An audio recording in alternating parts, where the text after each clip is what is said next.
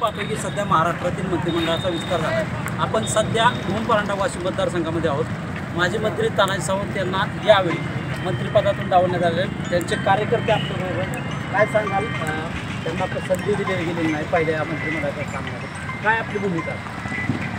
आम्ही तर सध्याला ह्या परिस्थितीमध्ये आम्ही राजनामध्ये येणार आहोत। मी नगरसेवक आहे, माझे नगरसेवक एक शिवसेनेचं सदस्यत्व एक राजनामा म्हणून मी साहेबांकडे स्वतः पाठवणार आहे। आम्ही शहरातील सगळे कार्यकर्ते आहेत का आम्ही राजनामा आम्ही साहेबांपाशी पाठवणार आहोत। आपण पाहतोय अजून कार्यकर्ते आपल्याकडे, काय सांगाल? मुख्यमंत्री एकनाथ शिंदे यांची सभा झाली होती विधानसभेमध्ये, त्यावेळी त्यांनी मी आमदार करा मी नामदार करतो असं वक्तव्य केलं, त्याबद्दल काय बोलतो? या ठिकाणी गेले लोकसभेचं जे मतदानाचं जे महाविकास आघाडी नेरेटिव्ह सेट करून जे 80-81 हजाराची लीड त्या ठिकाणी घेतली होती आणि तत्कालीन मुख्यमंत्री एकनाथजी शिंदेसाहेब यांनी या ठिकाणी जाहीर सभेमध्ये मतदारांना आम्हाला सगळ्यांना आव्हान केलं की तानाजीरावांना तुम्ही आमदार करा, नामदार करायची जबाबदारी माझी। ह्याच्याच उत्साहाने आम्ही या ठिकाणी शहरातले कार्यकर्ते असू द्या, तालुक्यातले कार्यकर्ते असू द्या, आमच्या शहरातले नगरातले जाकीर सौदागर सगळे नगरसेवक आम्ही रात्रीचा दिवस करून साहेबाची जी 81 हजाराची लीड आम्ही मायनस करून साहेबाला या ठिकाणी आम्ही विजय केलं आणि या सर्वसामान्य जनतेने त्यांच्या मागं मताचा भरघोस या ठिकाणी आम्हाला पाठिंबा दिला आणि आम्हाला असं वाटत होतं की येणाऱ्या मंत्रिमंडळाच्या विस्तारामध्ये सावंतसाहेबाचा नंबर नक्की आहे, कारण सावंतसाहेब हे शिवसेनेतले पहिल्या फळीचे नेते आहेत। कुणाच्या ऐकण्यावरनं कुणाच्या सांगण्यावरनं जर त्यांचं मंत्रिमत जात असेल तर आमच्या या धाराशिव जिल्ह्याची फार मोठी हानी आहे आणि हा विकास जे थांबल याची जबाबदारी या मंत्रिमंडळावर राहील आणि सावंतसाहेब असल्याशिवाय हा मंत्रिमंडळ पूर्ण होणार नाही अशी आमची सर्व या भूम परांडा वाशिम मतदारसंघातील धाराशिव जिल्ह्यातील मतदारांची अशी इच्छा आहे की एकनाथजी शिंदेसाहेबांनी पुन्हा विचार करून त्यांना मंत्रिपद या ठिकाणी देण्यात यावं, जेणेकरून आम्हाला या ठिकाणी आमचा विकास करण्यात येईल। आपण पाहतोय की अजून कार्यकर्ते आहेत, आपण बघतोय, काय सांगायचं आपण? काय माननीय तानाजीराव सावंत हे विकासरत्न आहेत। गेल्या 10 वर्षापासून परांडा तालुक्यात व भूम तालुक्यात अत्यंत चांगलं काम केलेलं आहे, पण एवढे प्रगतीपथावर काम नेलेलं असताना सुद्धा या मंत्रिमंडळात कसं काय डावललं हे इथल्या सर्व जनतेचा प्रश्न आहे।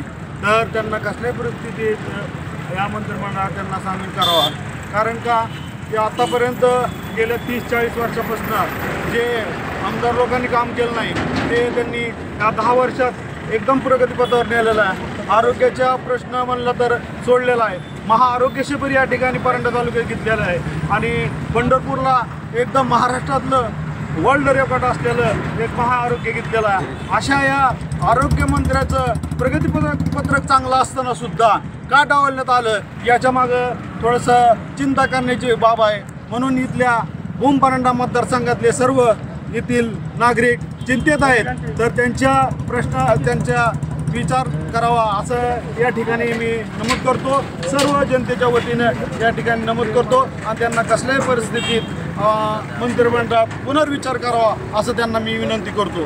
आता पाहतोय की यानंतर काय मंत्री तानाजी सावंत होते माझे मंत्री, त्यांच्याशी काय संपर्क झाला आहे का आपल्या कार्यकर्त्यांचा? संपर्क काय झालेला नाही साहेबांसोबत, का तर आम्ही संपर्क करण्याच्या साहेबांना मनस्थितीमध्ये नाही की आमचं साहेब आता आमचा देवच आहेत साहेब, म्हणजे आमचं देव आहेत, आमचे मायबाप आहेत साहेब म्हणजे, त्याच्यामुळं आम्ही काय संपर्क साहेबांसोबत केलेला नाही। का तर आमच्या मनामध्ये इतकी खंत आहे की आम्हाला आमच्या डोळ्यामधून अश्रू येतात ह्या गोष्टी, त्याच्यामुळं आम्ही काय साहेबांसोबत संपर्क केलेला नाही।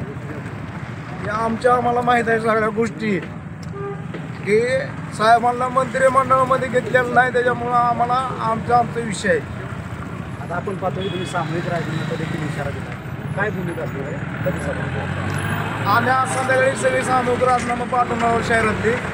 आम्ही आमच्या मंत्री महोदय म्हणजे आमचं मायबाप आमचे तानाजी सावंत साहेबापाशी आम्ही राजीनामा पाठवणार, आम्ही वरी कुठं पाठवणार नव्हतं राजीनामा। आमचा काही विषय नाही वरचे राजीनामा पाठवायचा, फक्त आमच्या मायबापा पैशाचं आमचं मायबाप तानाजी सावंत साहेब यांच्या पैसेच पाठवणार होतो आम्ही राजीनामा।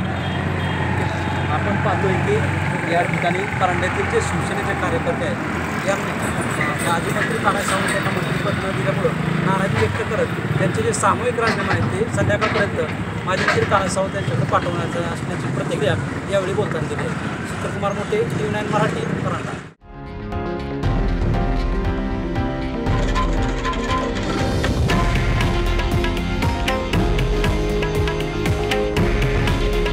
हे आहे देशातील नंबर 1 न्यूज नेटवर्क आणि आपण पाहत आहात TV9 मराठी. काळजी तुमची, हित महाराष्ट्राचं.